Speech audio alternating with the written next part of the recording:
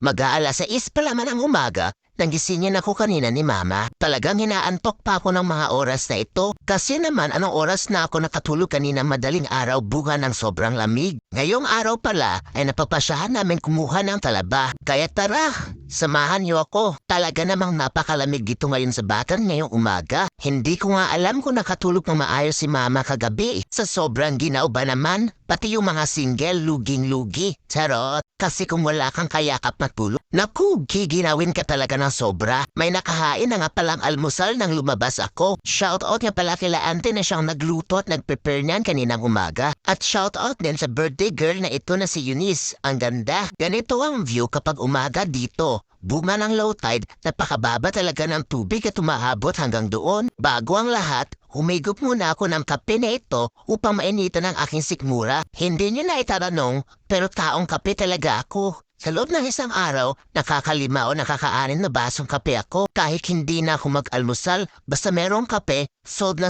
talaga ako. Matapos kong magkape, ay dumiretso agad ako dito sa baba upang tumulong kila kuya. Kukuha daw kasi sila ng talaba upang dalhin sa ibahay. Gawa na request ng isa kong ate. Ang laki pala ng pinapagawang bangka nila, Uncle. Dito nga ay agad akong tinawag ni Nang Annalyn kasi may nakita siyang kakaiba sa tubig. Parang may gumagalaw raw kaya tinuturo niya sa akin. Ang nilapitan ko at ang nilapit ko yung kamera, meron nga. Ayon kay Nang Annalyn, isa daw itong pitik-pitik. At dahil hindi daw ito pwede hawakan, tinawag na namin ang tulong ni Kuya upang siya ang humuli. Ngunit ang malaman ni Kuya kung ano yung pinapahuli, napakamot na lang ito ng ulo at ipinaubayan na lang kay Nang Annalyn yung panguhuli. Akala niya kasi kung anong isda na yung pinapahuli sa kanya, ito lang pala yung pitik-pitik. At dahil likas ka kay Nang Annalyn ang mandakma, nadakma niya agad yung pitik-pitik. Ako naman ay tuwang-tuwa dahil may maiuwi naman ako sa Numancia upang maalagaan. Matapos noon ay namulot naman kami ng balinsungay. Kasama ko pa rin si Nang Annalyn at si Nong Eljun, pati na rin si Mama ay nakisabay. Meron din pala po nakuwang shell dito na matulis ang puso. Hindi ko lang talaga alam kung anong tawag sa shell na ito, kaya kung alam niyo ang tawag sa shell na ito,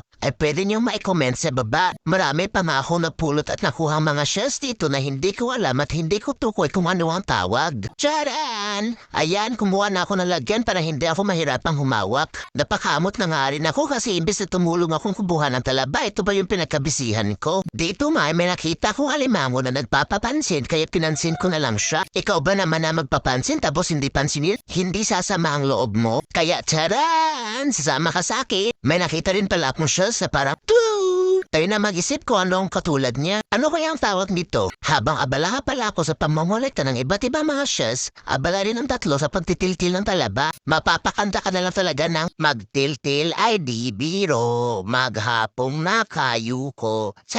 Pero alam niyo ba, napaka-worth it ang pananalaba dito. Kasi napakalaki naman talaga ng laman ng talaba nila. Talabang kinakain ha? Baka ma-restrict ulit ako ni Meta eh. Kita niyo naman ang tambok, diba? Inain pa yan ni Kuya ng hilaw. Hindi ko lang talaga nabidyohan. Dito nga, ako naman ako magsena upang kumuha ng mga pusit. Kasi sabi ng nanay ni Nang Annalyn, marami raw mga pusit dito kasi low tide. Kaya ito ako ngayon para akong naghahanap ng karaim sa gitna ng dagat. Ante, paano ko naman hahanapin ng transparent na balat na hayop na yun? Kaya ang ending niyan, marami akong nahuli. Mga buhangin, mga kalat at mga diaper. Charot! Dito may nakita rin kaming starfish sa may pampam. Sa pagkakaalam ko, ikakasama daw nila kapag hinango sila or hinawakan. Kaso wala na akong choice kasi wala nang tubig sa parting yun. Kaya ibabalik ko muna siya sa baybayin. Hindi ko na naisip na makateto kasi nang ibabaw yung awa ko kasi na-stuck siya sa may pampam. Matapos kumambalikan ng starfish kung saan ko siya inilagay, nakagapang na pala ito papalayo. Mabuting at okay lang siya at ligtas siya doon. Samantala, abala pa rin ang tatlo sa pamumuha ng talaba hanggang ngayon. May part 1 pa pala ang vlog na ito na ipopost ko rin kinabukasan. Hanggang dito na lang muna. Sa muli, salamat sa panonood. God bless.